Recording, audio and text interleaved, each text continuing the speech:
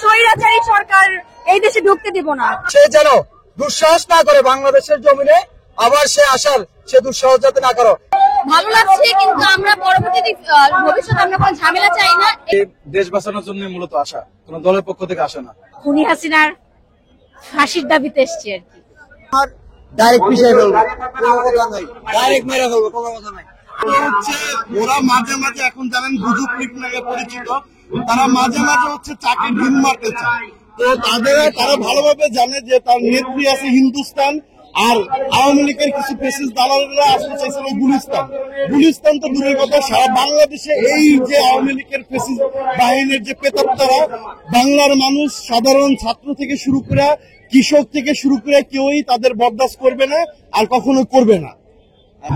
আমি সাবরিন আক্তার বন্যা, Sheikh Burhanuddin post graduate college. আসলে আমরা আর স্বৈরাচারী সরকার এই দেশে ঢুকতে দিব না। আমরা কোনো ঝামেলাই চাই না। আমরা এখনো রাজপথে আছি, রাজপথে থাকবো। ছাত্রলীগ, যুবলীগ আর কোন লীগই বাংলাদেশে অবস্থান করতে পারবে না, কারণ তাদের জন্য আমার ভাইদের রক্ত গেছে। আপনারা সবাই জানেন যে আবু সাইদ, মুগ্ধ, শান্ত, রিয়াদ, শেখ বুরহানুদ্দিন পোস্ট গ্রাজুয়েট কলেজে আমার এক ছোট ভাই শোভন সে শহীদ হয়েছে। তো এই যে রক্ত, আমরা যে রাস্তাঘাটে এই যে রক্ত দিয়েছি, এরপরে আমরা কোনো মতে আর যুবলীগ, ছাত্রলীগ, এই সন্ত্রাসী লীগ আমরা চাই না। আপু কোন কলেজ? মোহাম্মদপুর কেন্দ্রীয় কলেজ। ভালো লাগছে, কিন্তু আমরা পরবর্তী ভবিষ্যতে আমরা কোনো ঝামেলা চাই না, এটা প্রতিরোধ করতে আসছি। আমরা এরকম ছাত্র সমাজ যেহেতু মাঠে নেমেছি, আমরা অবশ্যই শান্তি চাবো, শান্তিপূর্ণ একটা দেশ চাই, আর বাংলাদেশের ভালো কিছু আমরা নিয়ে আসতে চাই।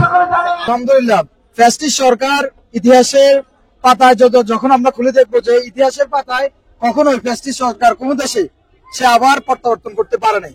সো বাংলাদেশও আওয়ামী লীগ দোসররা, আওয়ামী লীগ খুনি হাসিনাকে আমরা বলবো, আজকের এখান থেকে একটা মেসেজ আমরা দিব, সে যেন দুঃসাহস না করে বাংলাদেশের জমিনে আবার সে আসার সে দুঃসাহস যাতে না করো। আমরা ছাত্র জনতা, আমরা আছি, আমরা থাকবো। এদেশের বাংলাদেশের বিপ্লবে সর্বদা আমরা প্রস্তুত আছি ইনশাল্লাহ। দেশ বাঁচানোর জন্য মূলত আসা, কোন দলের পক্ষ থেকে আসে না। দেশ বাঁচানোর জন্য আমরা মূলত আসছি। দেশে অরাজকতা যারা সৃষ্টি করছে তাদেরকে এখান থেকে একটা মেসেজ দিতে চাই যে আপনারা হিন্দুস্তান থেকে হুমকি দিতে পারেন, কিন্তু গুলিস্তানে আসার আপনাদের কোনো সাহস নাই। আমরা গুলিস্তানে সবাই জড়ো হয়েছি, পাশে কবরস্থান আছে, ইনশাল্লাহ আমরা তাদেরকে দাফন দিয়ে এখান থেকে চলে যাবো। আমরা আজকে আসছি আপনার আওয়ামী লীগ পতনের জন্য, আওয়ামী লীগ যাতে আর জীবন আর 50 বছর বাংলাদেশে না আসতে পারে তা সম্পূর্ণভাবে বন্ধ করতে আসছে আইডিয়াল কলেজ থেকে। আর ডাইরেক্ট পিছিয়ে ফেলবো, কোনো কথা নাই, ডাইরেক্ট মেরে ফেলবো, কোনো কথা নাই। আমাদের রক্তে আগুন লাগছে। আমরা আওয়ামী লীগ সরকার আর দ্বিতীয়বার চাই না। আওয়ামী লীগ সরকার পতন হবে, পতন করেই ছাড়বো। তখন থাকা অবস্থা আমাদের সিনিয়র যারা ভাই বোনেরা আছে, আপনারা তো দেখছেন ভিডিওতে কিভাবে রক্তাক্ত করেছে। আমরা তো আর চাই না এই দেশের ভিতরে আর আমাদের কোনো ভাইয়ের কোনো রক্তাক্ত চলুক, তার জন্য এখানে আসছি যাতে ওরা জীবনে এই দেশটি মানে বাংলাদেশ কি কয় ছাত্র লীগ যে বলতে আছে এটা কখনো জানি নাই থাকে, একবারে ফিনিশ করে দিব। আমি ধানমন্ডি আইডিয়াল কলেজ থেকে আসছি, আমার নাম কৌশিক আজাদ। আসলে আজকে আমাদের আসা এখানে মূলত ছাত্রলীগ এবং আওয়ামী লীগের দোষরদের ফ্যাসিজমের, ওরা যাতে আর আমাদের দেশে আর ওদের ঘাঁটিটা না কাটতে পারে। আমরা আন্দোলন করছি, পেছেছিলাম, তো আমরা দেখছি যে আমাদের উপর কি অ্যামাউন্টের নির্যাতন চলছে, আমাদের ভাইদের উপর কি অ্যামাউন্টের নির্যাতন চলছে। আমরা চাই না সেটা আমাদের ভবিষ্যৎ প্রজন্মের সাথে বা কারোর সাথে এটা হোক, এবং যারা ক্ষমতায় আছেন এবং আসবেন তাদের প্রতি আমার একটাই আবেদন যে আপনারা যাতে এই ফ্যাসিজমের পথ আর না করেন, এইটুকুই ভাইয়া। খুনি হাসিনার ফাঁসির দাবিতে এসছি আর কি। শুরু থেকেই এই ছাত্র আন্দোলনের অংশ হিসেবে এই আন্দোলনকে অনেক বেশি স্বাগত জানিয়েছে এবং ময়দানে থাকার চেষ্টা করেছি। এখানে আসতে পেরে আমার খুবই ভালো লাগছে এবং আমি এদেশের ছাত্র সমাজকে অনুরোধ করব যে পতিত স্বৈরাচার যেন পরবর্তীতে আর কখনোই এই দেশের মাটিতে পুনরায় জন্ম নিতে না পারে বা ফিরে আসতে না পারে। এটার জন্য তারা যেন তাদের সর্বস্ব দিয়ে ময়দানে সমবেত থাকে এবং তারা যাতে আপ্রাণ চেষ্টা করে যাতে জাতিকে গোলামীর জিনজির থেকে মুক্ত রাখা যায়। ওদের তো এখানে দেখা যাচ্ছে না, আমরা তো অনেকক্ষণ ধরে এখানে উপস্থিত আছি, কিন্তু আওয়ামী লীগ স্বৈরাচার এরা কোথায়, এটা তো আমরা দেখতে পাচ্ছি না। এরা যখনই আসবে আমরা তখনই এদেরকে প্রতিহত করবো। বাংলাদেশের ছাত্র সমাজ সর্বদা প্রস্তুত থাকবে এইসব স্বৈরাচারদের প্রতিহত করার জন্য। কলেজ ঢাকা। কারণ এত বছর ওরা যেভাবে আমাদের স্বৈরাচারের অত্যাচার করেছে, আমাদের দেশের মানুষ কোনোভাবে এটাকে মেনে নিতে পারছে না। এই জন্য সবার ভিতরের থেকে যে মানে হিংসাটা রয়েছে, যে অহংকার না, রাজ্যের আছে, ওই রাগের বেশি সবাই এখানে চলে এসেছে তাদের প্রতিহত করতে, যাতে তারা কোনোভাবে এখানে বিশৃঙ্খলা হয়ে দেশে কোনোভাবে আবার যে আগের যে স্বৈরাচারী শাসক তাদের যেন মানে আবার পতন যে হয়েছিল ওটা যেন আবার না হয়ে আসে, এটার জন্য সবাই আমরা প্রস্তুত আছি। অলরেডি প্রায় 1900-র মতো গুমের আর কি নিউজ আর কি আমরা শুনেছি, যেটা বিচার করার জন্য অলরেডি পদক্ষেপ নেওয়া হয়েছে। তাছাড়াও আমাদের মানে শিক্ষা ব্যবস্থাকে পুরো একবারে ধ্বংস করেছে। অলরেডি ব্যাংকের অবস্থা ভালো নয়। হ্যাঁ, এখন তারা আর কি বহিরাগত মানে অভ্যন্তরীণ বিষয় নিয়ে মানে বাইরের দেশকে আর কি তারা ঢাল হিসেবে ব্যবহার করে আমাদের উপর অত্যাচার করার চেষ্টা করছে। কিন্তু আপনারা দেখেছেন যে গতকালকে ইলিয়াস আঙ্কেল একটা ভিডিও প্রকাশ করেছে, সেখানে তারা সনাতনীদের ব্যবহার করে আমাদের কলেজে, আমাদের শিক্ষা প্রতিষ্ঠানে, যেমন ঢাকা বিশ্ববিদ্যালয়, সাউথ ইস্ট, তারপর ব্র্যাক ইউনিভার্সিটিতে তারা আগুন লাগিয়ে দিতে চেয়েছে। তো এগুলো আর কি প্রতিহত করার জন্য আমাদের আজকে এখানে আসা। তো তাদেরকে আমরা একটা কথাই বলতে চাই যে আমরা যারা ছাত্র জনতা, আমরা এর আগে 2006 সালে আমরা আপনার এরশাদের আমলে তিনিও কিন্তু একটা ছাত্রদের বিপক্ষে একটা কথা বলার কারণে তিনিও কিন্তু গদি থেকে নেমে গেছিল। তো আমাদের কাছে যেটা এখন প্রাপ্য যে অন্যায় যেই করবে তাকে উপযুক্ত শাস্তি এই মাটিতে দেওয়া হবে অবশ্যই। কারণ এখানে যারা আসছে সবাই আমার ব্যাচমেট হবে, কেউ আমার সিনিয়র হবে, কেউ আমার ভাই হবে, কারো বাবার সন্তান, কারো শিক্ষা প্রতিষ্ঠানের ছাত্র। তো আমাদের উপর অত্যাচার করলে হবে না। আর আরেকটা বিষয় বলি যে এই সনাতনীদের আর কি যে আবেগ নিয়ে যে তারা খেলছে, এটা তারা অতি শীঘ্র এটা বন্ধ করতে হবে। আমরা কিন্তু এই যে আমাদের এখানে শাকারি বাজার দেখছেন, এখানে কিন্তু শুধু একটা ছোট একটা দুর্ঘটনা ঘটছে যে পেট্রোল বোমা আর কি নিক্ষেপ করছে। তো এটা কে করছে, এটা আর কি ফ্ল্যাশ মব হয় নাই, কিন্তু আমাদের জানা মোতাবেক আমরা ছোট থেকে বড় হয়েছি এই সাইডে, আমরা কোনোদিন দেখি নাই যে এখানে কোনোদিন হামলা হয়েছে, এই প্রথমবার করছে।